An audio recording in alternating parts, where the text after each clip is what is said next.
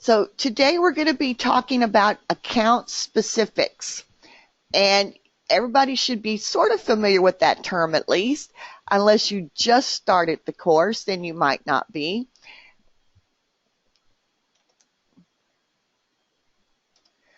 Oops, went one too far. Okay, so basically you need to know what are your account specifics. And they're the rules that each account that you work on, they're the rules that they're going to want you to follow when you're transcribing that account. And every account you work on will have different account specifics, or should I say their own account specifics. They may be the same as another account, or there may be something that's different about them, or they could be completely different. So every time you start working on an account, you're going to get account specifics for that account that you're working on. So what are CanScribe account specifics? And so we're going to go over the account specifics for CanScribe, the account that you're typing on during your course, and then we're going to I have a little bit of a test at the end to help you see that some of the things that would be counted as protocol errors. So if you're not following your account specifics and when your reports are graded, then anything that is different than what the account specifics say is graded as a protocol error. So it's important to note that the CanScribe account is a verbatim account, except with the exception of some grammatical errors. Verbatim means that you basically type what you hear. If he says patient is here, then you type patient is here. Sometimes you might think, this doesn't make a lot of sense. I need to add this word or take this word out to make that sentence a little more correct. But unless it's a subject-verb agreement or something like that, you don't want to do that. You don't want to change it to, they say, Mrs. Jones came to see me today. You don't want to change it to Mrs. Jones came in to see me today, because he didn't say that word in. So sentence fragments, they're okay to type where, things like lungs clear. That's considered a sentence fragment because the verb is missing. So you want to type those as they're dictated. Sometimes you might hear the doctor say, the patient is a 62-year-old female. Came in to see me. Not she came in to see me, but came in to see me. That's okay. We don't add the word she. You must correct subject-verb agreement. If you know what, Sandra, that's a good question. You can put a colon after lungs. This is one of those acceptable differences in reports that you could say lungs colon clear. Or you could just say lungs clear. Either one is considered okay.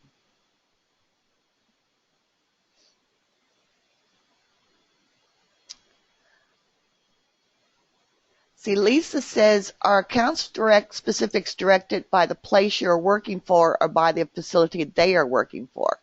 I mean, can you have more than one account specifics in the same job if you are working for someone that does accounts for more than one hospital? Lisa, they're actually directed by the facility, not the place. Like if you work for, say, M-Modal, it wouldn't be M-Modal that's saying this is how we want the accounts done. So if you have one of the accounts you type for is ABC Hospital and another one you type for is St. Joe's Hospital, you may have two sets of account specifics because ABC Hospital makes up their account specifics and St. Joe Hospital makes up their account specifics. I have had certain places that I've worked, like say I work for St. Joe, I'm typing for St. Joe Hospital, and they have a set of account specifics for that hospital, but there may be a doctor in that hospital that wants their reports typed a certain way. So within St. Joe Hospital account specifics, you might have a specific set of accounts for Dr. Jones to type his reports this way or that way, or not do this or do that, which contradict the overall account specifics. But because Dr. Jones wants his accounts typed this way, you would follow those account specifics for him. That doesn't happen very often, but it's happened a couple times. But basically, account specifics are for the facility you're typing for.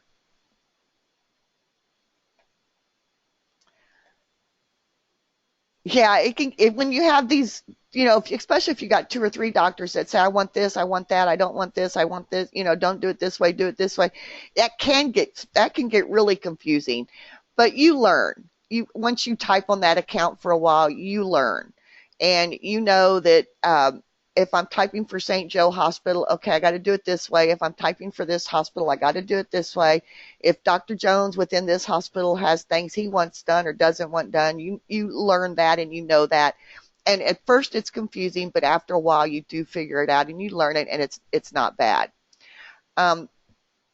Most places you work for, you have a primary account and maybe a secondary. You may even have a third account that is yours. But since your primary account is the one you type on most of the time, you'll learn it. You'll learn those account specifics after a while. And if for some reason you have to type on your secondary account, you have your account specifics there. You know they're different, so you'll use them. You'll go to them and use them as you type reports. But it's not as bad as it seems. It really isn't. It might be at first, but it's not after a while. A subject-verb agreement is something you want to correct. If you have any questions about what is subject-verb agreement, how do I know that the subject and verb is agreeing, look in your book of style. I believe that's in chapter 5. Here's one website that I use when I have questions about grammar and punctuation. I find this a very good, very thorough website. It's not medical related, but it just gives you some basic information. Another one that I might use occasionally is the Blue Book of Grammar. And you can just Google both of those and it'll take you to the website you need. But you need to learn what subject-verb agreement is, and that's where if it's a plural subject, use the plural verb, singular subject, use the singular verb. If sometimes you'll find that the noun that follows the verb is the one that you need to be agreeing with. So those are all things you need to learn so that you can be sure that it's correct within your report. And doctors, since most doctors don't know that, they might say the lungs is clear. That's wrong, because lungs would need a plural verb, so the lungs are clear because they're talking about both of them. Now, if he said the left lung is clear, then that would be the correct verb. Is would be the correct verb because he's talking about one lung. So those are the things you need to look at. There is two dogs running down the street. Well, dogs is basically the subject that you're wanting to verb to match. So is wouldn't be correct because dogs is plural. So there are two dogs running down the street. Betty, the first website was Purdue OWL.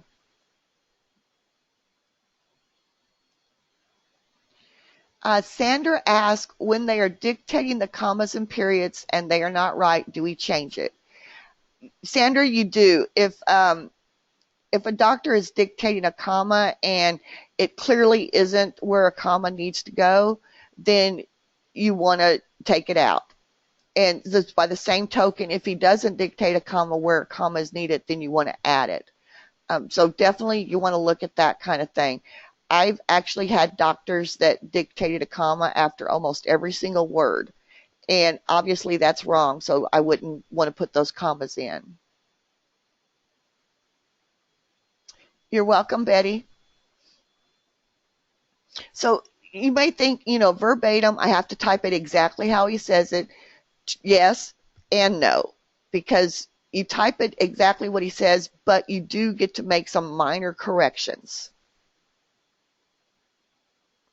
So here's some examples about subject-verb agreement. The abdomen are soft and non-tender. Well, abdomen is actually singular. We only have one abdomen. So you want to use a singular verb with it. The abdomen is soft and non-tender. And then the one about the lungs is clear. Again, there's two lungs. This is plural, so you want to use a plural verb. The lungs are clear.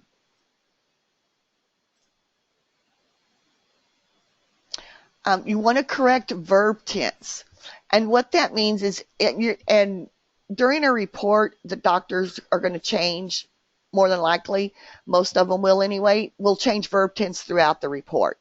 But if there's a sentence like this one, the abdomen is soft, there was a 2 centimeter midline scar, because these two sentences are related, they need to have the same verb. So you want to change the was in the second sentence to is. So the abdomen is soft, there is a 2 centimeter midline scar. Now later in the exam, he may dictate the was, use past tense. And if it's not related to the abdomen, then you would want to, that's what you would want to type. Yeah, Patricia, I would always change the second verb. I wouldn't change the first one. If throughout the rest of the report or the rest of the physical exam, he uses was, he says the abdomen is soft, there was a 2 centimeter midline scar, the lungs were clear, extremities were normal, then I might in that case change the is to was to make sure that everything in the whole paragraph matched. But if not, if he's changing back and forth throughout the whole paragraph, then I would use the second one and change it to is.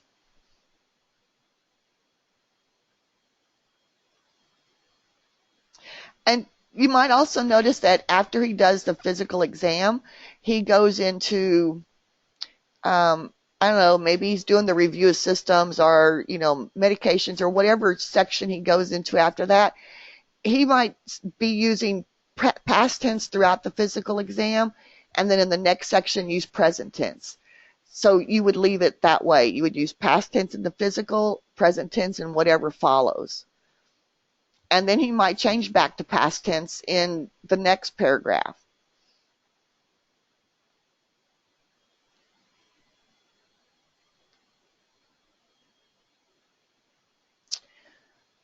You want to correct redundant words and phrases. And then there's going to be times when a dictator's dictating and he's going to correct himself. So correct the report.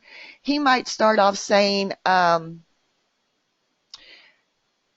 patient's left knee, left leg. So and in that case, you want to change left knee to left leg because he corrected himself. Sometimes it can be hard to determine, are these redundant? Is he correcting himself? Is he adding something that he forgot? Is he changing something? What is he doing? And if you're not sure, you're better off leaving a blank. Sometimes you don't know. You can't tell. I mean, he just talking, and he just never stops, never says, go back, let me change that. He doesn't say anything. He just keeps on talking. The patient's left knee is fine, left leg is fine. Oh, wait a minute. Is that a correction, or did he mean the left knee and left leg? If you're not sure, leave a blank. One other way you can tell is, what is the report about? Is the report about the left knee or the left leg? And if it's all about the left leg, then chances are he's making a correction.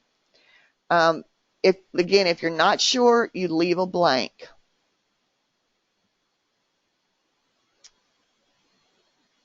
See, Judy said, I still get a little mixed up with this when you have a long dictation and there's a mixture of tense throughout several paragraphs. Do I change to just one tense for the whole dictation or just per paragraph?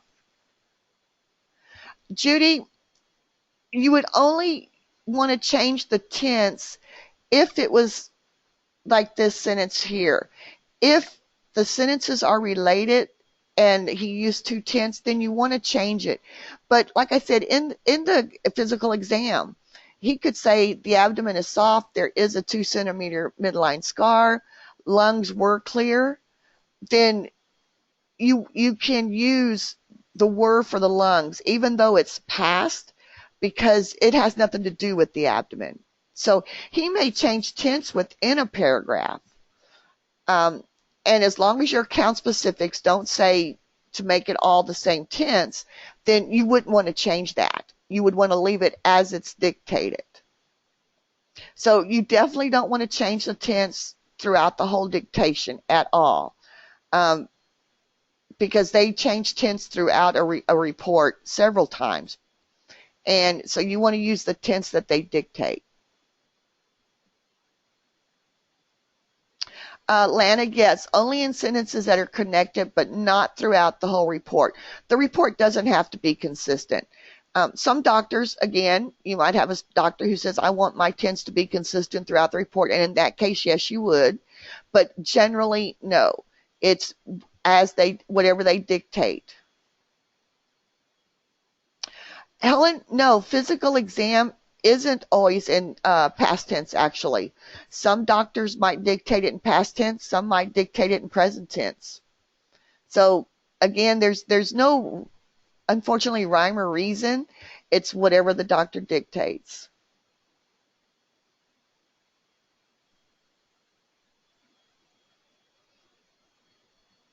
So does everybody understand this about redundant words, phrases, when the dictator corrects himself? Clear as mud? Yeah, I know, it is clear as mud.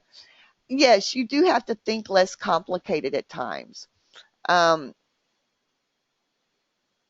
Verbatim, unless the immediate sentences are referring to the same thing. Exactly.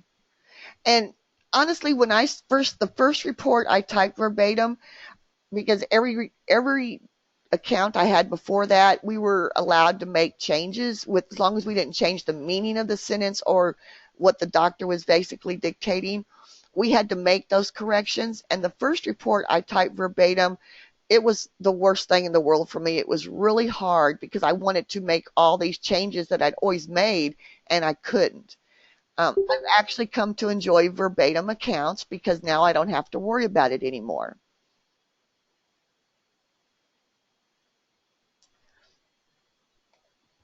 So you're going to hear sometimes a doctor might say something like, the tooth was sectioned, repaired, and sectioned. Basically, what they're saying about section is maybe he had to do something to that tooth. So do you think he would section it, repair it, and then section it again? Or maybe he would just repair it and section it? So something like that, you have to really listen and go, okay, he wouldn't section it, repair it, and then section. You can't do that. So he's just going to repair it, and then he's going to section it with whatever he's doing with it. So those are the things you look for if you're thinking he's making changes. Sentence fragments are okay. Again, lungs clear is considered a sentence fragment, or comes in today instead of she comes in today. You want to make sure the text is left aligned, no indents, no like the first 5 spaces in a paragraph are not indented, no tabs, nothing like that. You want 2 spaces after a period or a colon, and 1 space after a semicolon or a comma, etc. So basically, it's 1 space after every other punctuation and 2 spaces after a period or a colon. Oh, Lana, I was just, trying to think of a report, and that's actually a dental report that I typed one time. And the doctor, he dictated, I'm going to section, repair, and section the tooth. And when I typed it, I had to stop at that point. I actually typed the sentence. And then as I was proofreading, I went back and I looked at that and I thought something's wrong with that. And I realized that he couldn't section it, which I'm not sure honestly what he meant by sectioning it. He was doing something to the tooth. He couldn't do that and then repair it and then section it again. He's basically, it's like saying, I'm going to pull the tooth, repair it, and pull it. You don't pull it and then repair it and then pull it again because you've already pulled it out. So you would have to repair it and then pull it. And that's when you have to look at, is this a correction that the doctor's doing? Because sometimes they don't always say correction or go back and fix this. They just talk. And so I'm gonna pull, repair, and pull this tooth. Wait a minute, something's not right. And those are the things you have to look for when doctors are making corrections.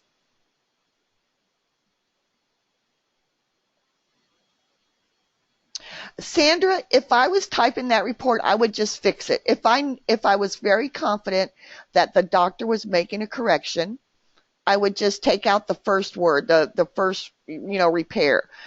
Or first pull. I'm going to repair and pull that tooth. So I would fix it. I would make the correction. If I wasn't sure, I would flag it. Now, I wouldn't necessarily put a note at the end questioning it unless that's what my account told me to do, but I would at least put a blank there and let them know that I'm not really sure if this is a correction or if he is actually meaning to say this.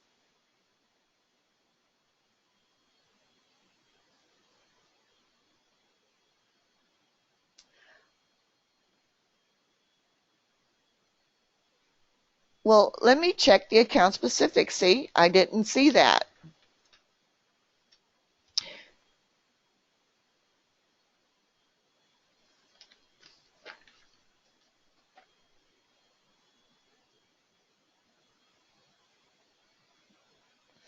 Okay, so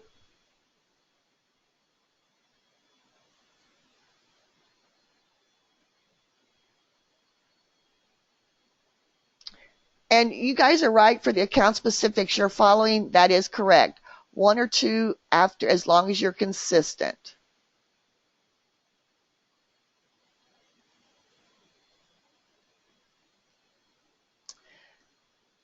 Judy says, really finding it difficult with the dictation I'm doing right now.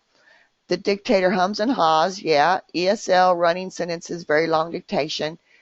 I don't know because of the accent where the sentences ends or begins. Judy, what I would do is, honestly, what I would do is I would type that report. I would put periods where I think they go. And then after I finished typing the report, I would go back and just read it. I wouldn't have the audio, wouldn't be listening to the audio. I would just read it, and then I would put in this is definitely a word, end of a sentence. And remember, you're looking at, you want to read the sentence, like if he says, the patient came in after he fell off his bike on the road. And patient came in after he fell off his bike on the road. He skinned his knee.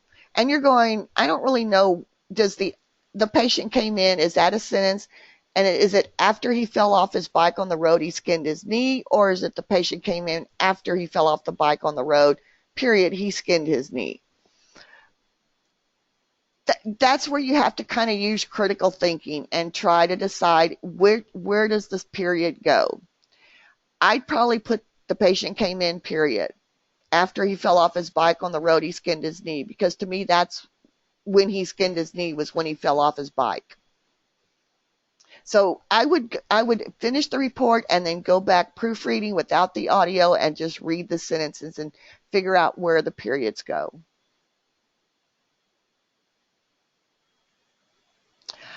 Patricia, if you're flagging the report because of something that you're wondering, is this a redundancy or a correction, I would put the word they use in brackets.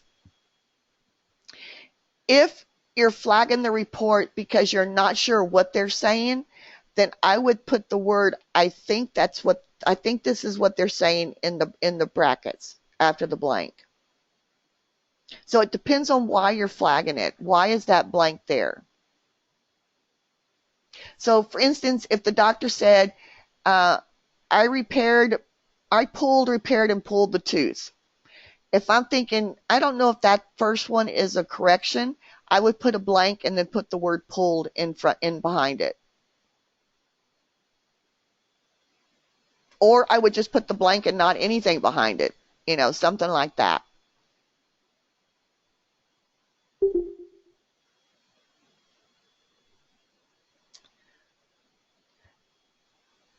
So you also want to make new paragraphs for each different section of the report.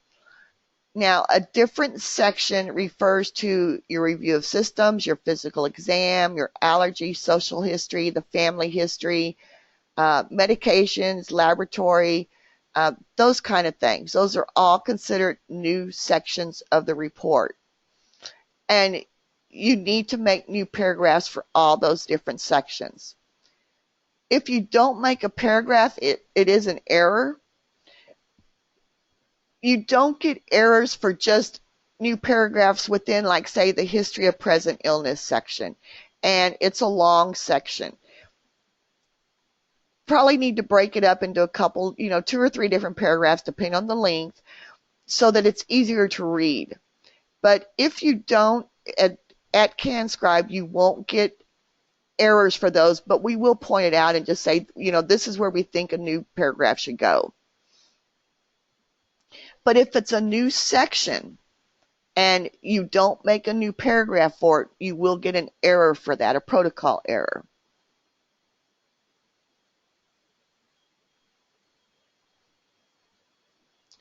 So Lana says, I struggle with the opening information about the patient. Never know if I should break it up or leave it alone. And Lana, it's going to depend on that first paragraph, which is generally the history of present illness paragraph. It's going to depend on how long it is and what's being said. Sometimes you might want, if it's long, you might want to make it into 2 paragraphs or 3, depending on the length. Sometimes it can be 1 paragraph. And that's why I say we don't give errors for those because, sometimes where you put a paragraph is a little subjective. So you might put a paragraph, at this point where we might put a paragraph somewhere else. And that's why we don't count errors for just paragraphs. And, if it's a long one, I would break it up. If it's a short one, I would just leave it as 1 paragraph. Lisa, if you don't make a new paragraph for a new section, it's a protocol error, account specific error. And that's what protocol errors are. That means you're not following the account specifics. So if you put the physical exam in with the allergies and you put them all as 1 paragraph or with the family history, then that's a protocol error.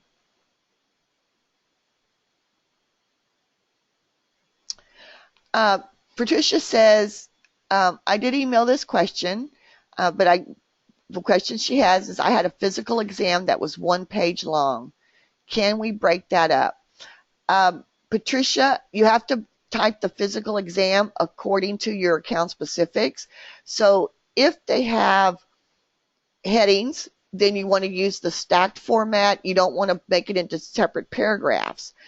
If they didn't use any subheadings, then you want to make it into a paragraph, and no, I wouldn't break that up. I would make that 1 paragraph because that is the physical exam. So I would always keep that as 1 paragraph together, no matter how long it is.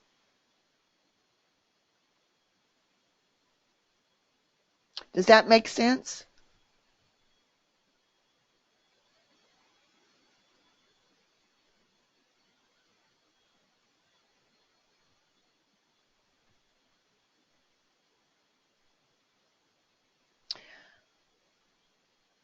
Now, within each specific section, yeah, sometimes they will make it difficult to read if it's really long, but unfortunately, yeah, that's the way they want them to do. And this is where I'm talking about paragraphs. The physical exam is an exception to this one. But within each, like the history of present illness, let's say he's doing a plan section at the very end that might be a little long. So within certain sections, you do want to separate them into separate paragraphs to make them easier to read. And remember to use 2 returns so you have a blank line between the paragraphs. Hi, Sherry, or Shara, I'm sorry. I'm not sure what you mean by 4, looks like comma / 0. Oh, typo, okay.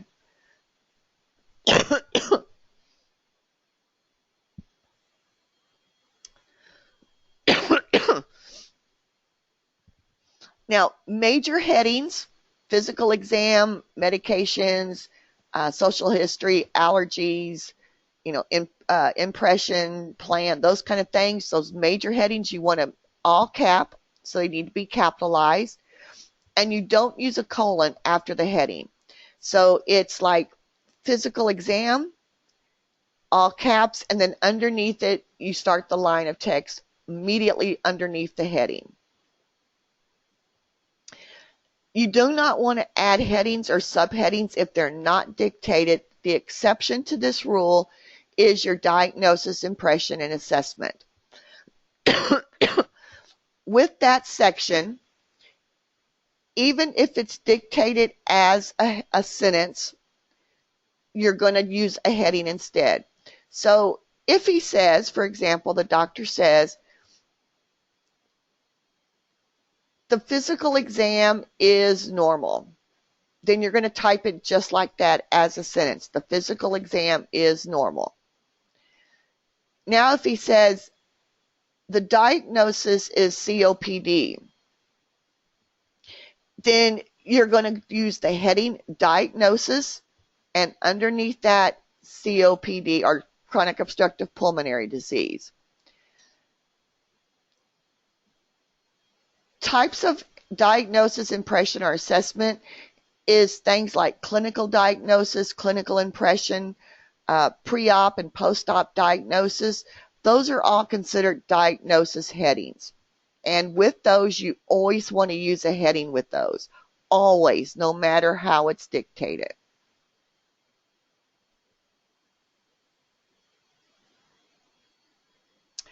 Lana says, sometimes I thought I heard medications are, and the answer key has the heading medications. And that's very common, Lana, actually. Sometimes we hear them dictate as a sentence, but they're actually dictating the heading. So it's just something that you have to really listen for and be sure that you're hearing it correctly. That's all I can really tell you about that.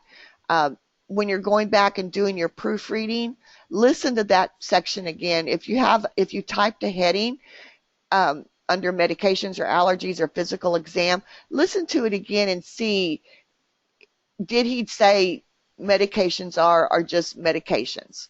Listen to it again and see what you're hearing. Helen, yes, preoperative and postoperative diagnosis falls into the diagnosis category. Hi, Lana. Yeah, the error for that, if you type like the pre-op diagnosis is, or you type a heading when he didn't dictate it, when he said, medications are, or you type medications are when he actually typed the heading, then that is a protocol error. Sandra says, when you end the sentence and it goes to the next paragraph, are you to put any blanks before you tab down twice? No, at the end of the sentence, you don't have to put any blanks. You can just put period and then do the 2 enters for the next paragraph.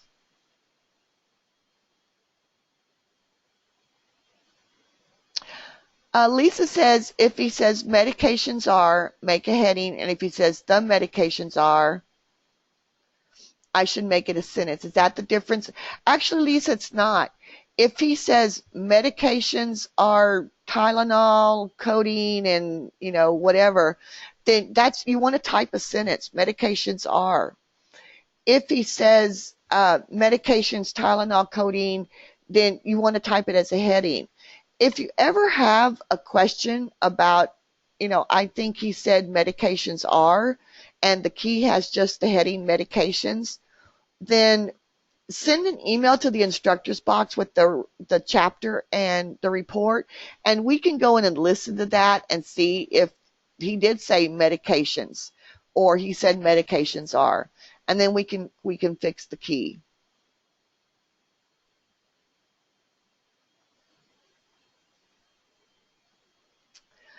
Patricia said, I have fun with resident doctor or resident doctor name.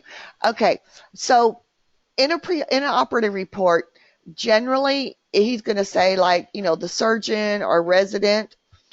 He's not saying resident doctor. He might be saying resident, resident, and then that dead air space. So he's not saying, and he might say resident doctor and then dead air space. So resident is the heading, and then doctor name would go underneath it. So he's not saying resident doctor, he's saying resident. That's the heading.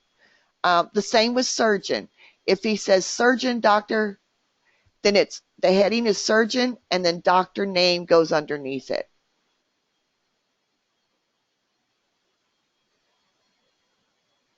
Patricia, again, those are things. Send those to the instructor so we can look at those, because it's something that it could be an error, or it's something we can listen to and see why is that key that way.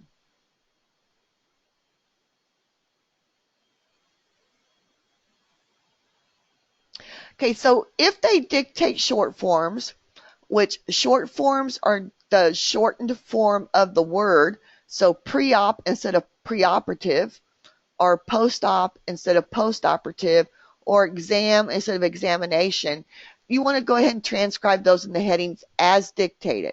So if he says pre-op diagnosis, that's the heading, pre-op diagnosis.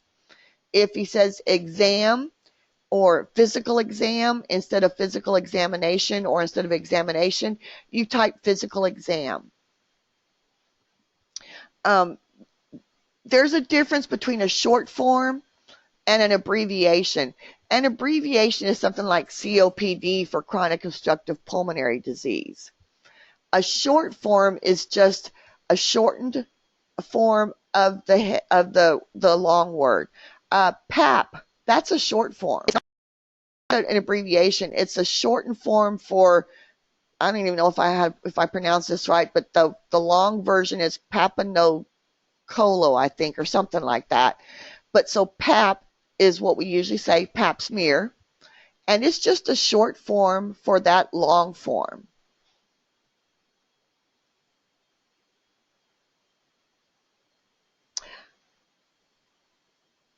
Okay, Christina says, I think that sometimes when a dictator says headings is are, it seems more instructional as he moves through the report, because sometimes they will say, for example, the physical exam is lungs clear.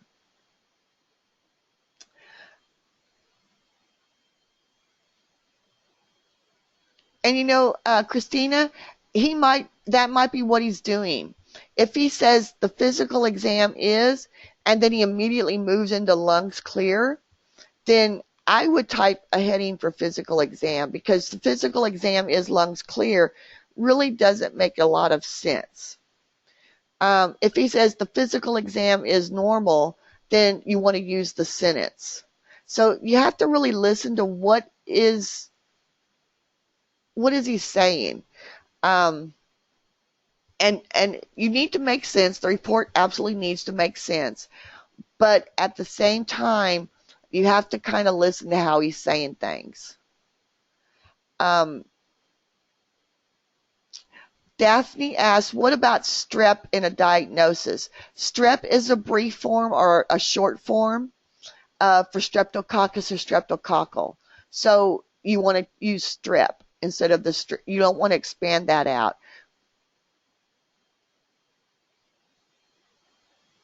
Helen says, how come in some of these answer keys the preoperative diagnosis is in a sentence? Helen, it shouldn't be in any of the answer keys. They should all be headings. So if anytime you see diagnosis in a sentence, the diagnosis is, or the pre-op diagnosis is, then you need to let us know so we can look at the key, because I haven't seen any of the keys where preoperative diagnosis is in a sentence.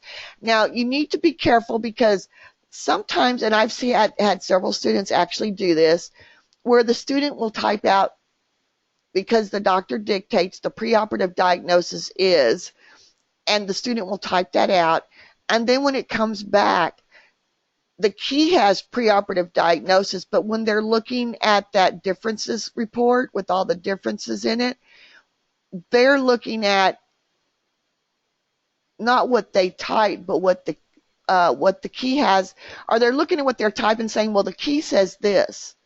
But if you look at the key, then it should say preoperative diagnosis as a heading. If the key itself has it in a sentence, then you need to let us know.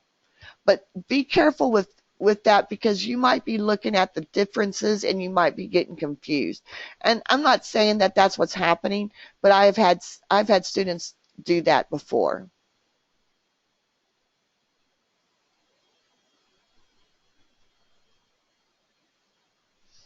The physical exam, you need to either be in paragraph or stack form, depending on how it's dictated. If there are any subheadings at all, even one, then it needs to be in stacked format. If there are no subheadings, if everything in the physical exam is in a sentence, then it's in paragraph format. And subheadings are the colon. So lungs, colon, clear. Extremities, colon, normal. HENT, colon. Anything like that, it's in a stacked format.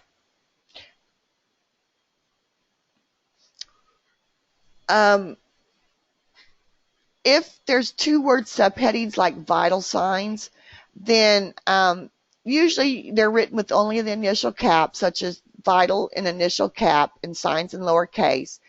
But if you write both words with initial caps, like the capital V and capital S, they're not going to be marked as errors, but you will notice the difference if it's different than the key. So just remember, that's one of those acceptable differences.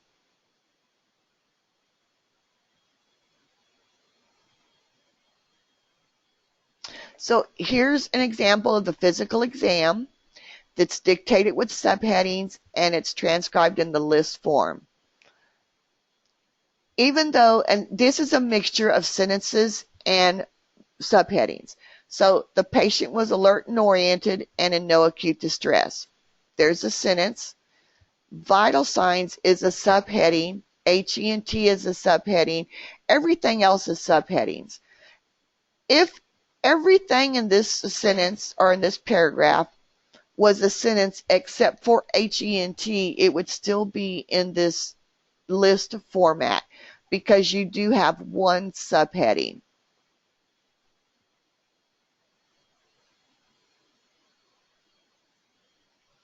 And in this one, everything is dictated in sentence format, so you want to transcribe it as a paragraph. There's no subheadings whatsoever in this paragraph, in this physical exam.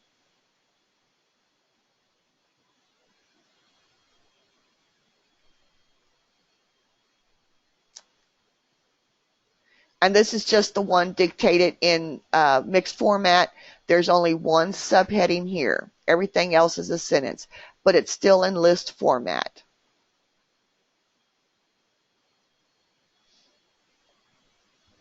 You want to be sure to cap positive allergies. Negative allergies, just regular case. So if he says allergies, no known drug allergies, regular case or regular sentence. If he says allergies, penicillin, codeine, and synthroid, then penicillin, codeine, synthroid are all capitalized. Note that the word and is not capitalized. If he says he's allergic to shellfish, then the word shellfish needs to be capitalized because that's the allergy, but the rest of the sentence is in regular case.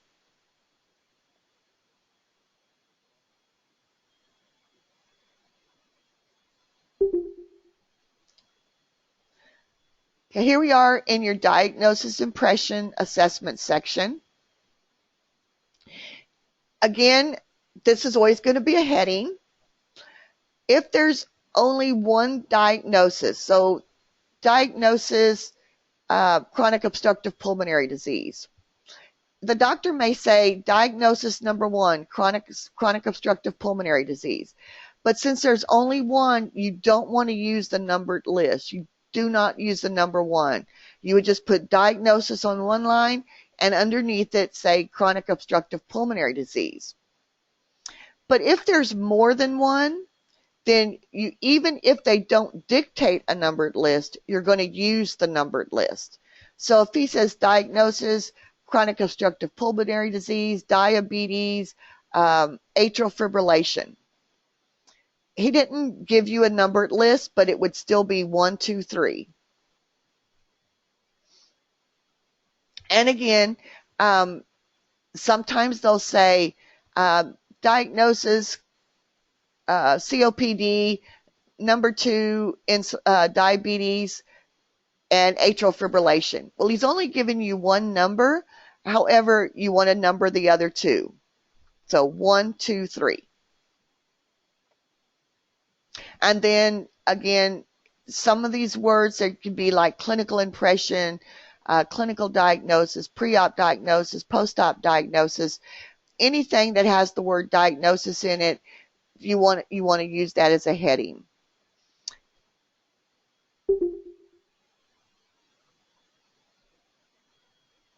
So here's some examples. The impressions are bronchitis and asthma exacerbation, and you want to transcribe it as impression for the heading, number 1, bronchitis, number 2, asthma exacerbation.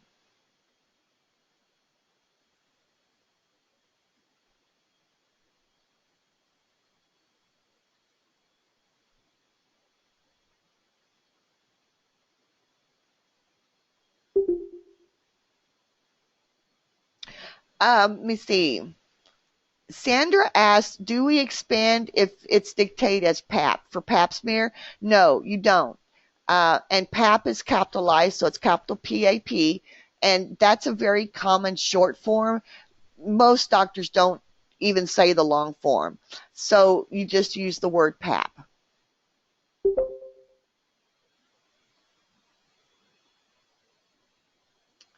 Leanne asked, one of the dictations I had and used the short form COPD, but in the assessment it was dictated COPD, but Key typed it out. Why both ways? Because COPD is not a short form. COPD is an abbreviation for chronic obstructive pulmonary disease. And in your account specifics, it says that you're not to use abbreviations, especially disease entity abbreviations in the assessment, diagnosis, or impression section. You have to expand them out. But if they dictate COPD in the history of present illness, you can use it. You can use COPD anywhere else in that report, but if it's in the impression, the diagnosis, or assessment section, you have to type out chronic obstructive pulmonary disease. You can use abbreviations for like labs, CBC. You can use that abbreviation in your diagnosis section. You can use CT scan, MRI. Those abbreviations are okay. Abbreviations related to dosages like milligrams, milliliters, centimeters, anything like that. You can use those types of abbreviations. But if it's a disease entity abbreviation, it has to be expanded.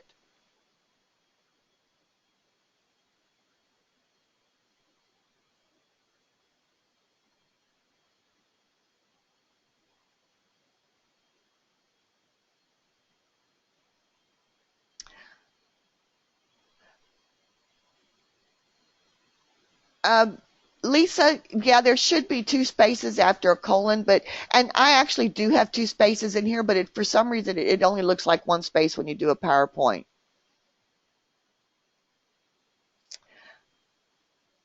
Sandra, I'm not sure what you're referring to if you put a period instead of a comma after each.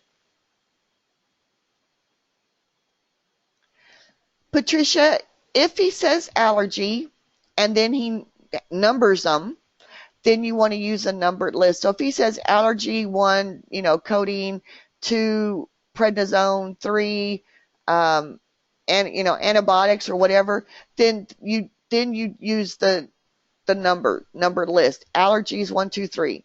But if he just says allergies and then gives you what they are, you write them as a sentence.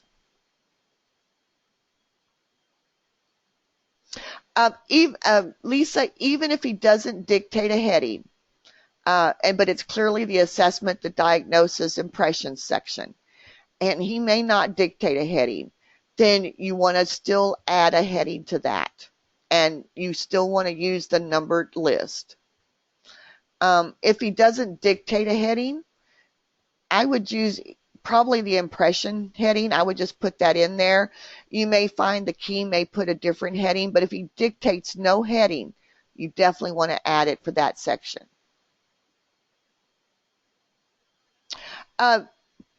Patricia, if it's all caps, PAP, and then the initial capital P is for the short form for pap smear.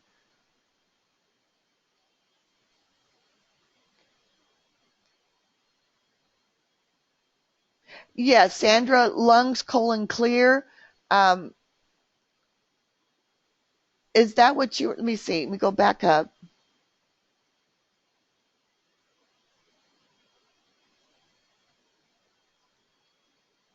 Oh, I see. So lungs, if it's lungs clear, go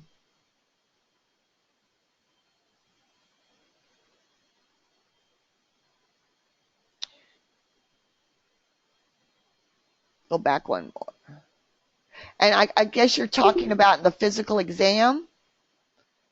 If it's a stacked, you have to use the periods because each one is a sentence. But even if it's in the paragraph, you want to use the periods because they're separate sections of the exam, the physical exam that he's doing.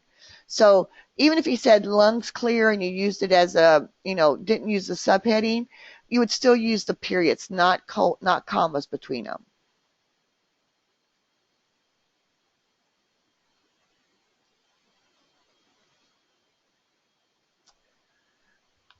After a vital sign, you can use periods or commas in the vital signs, like blood pressure 150/72, period, pulse 80, period, or comma. Either one is okay.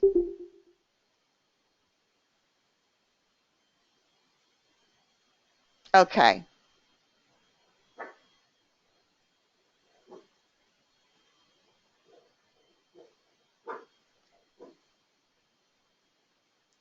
And I actually honestly don't think we're going to get through much more because it's almost 11 o'clock or 10 o'clock Pacific time.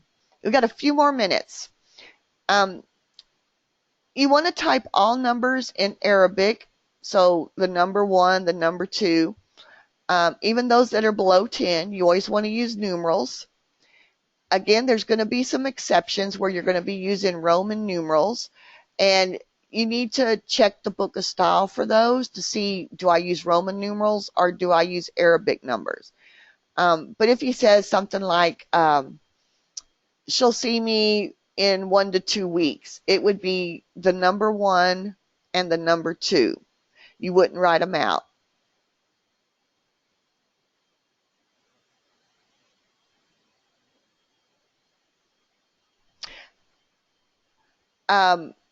When 1 is used as a noun or a pronoun, then you want to spell it out instead of using the number 1.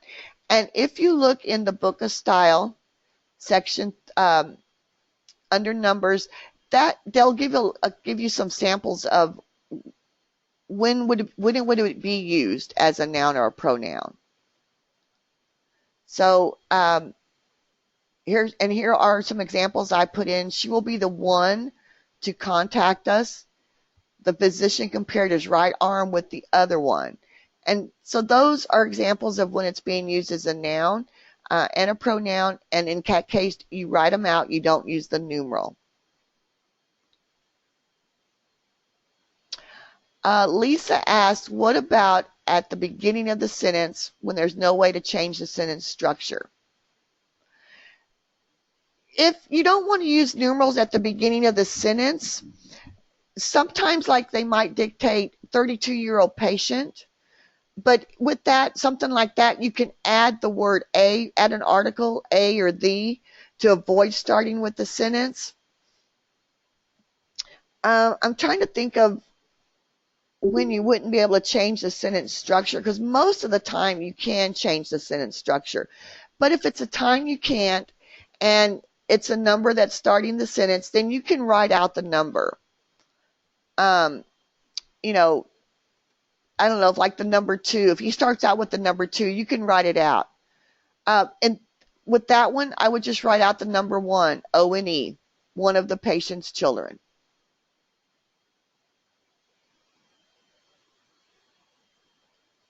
Good example.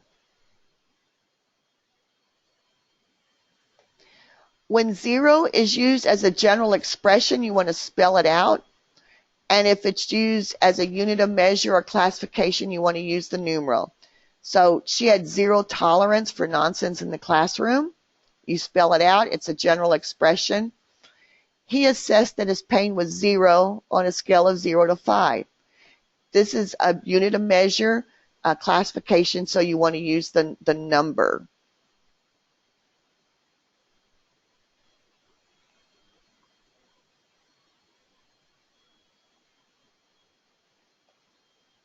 And then ordinal numbers indicate order or position rather than quantity.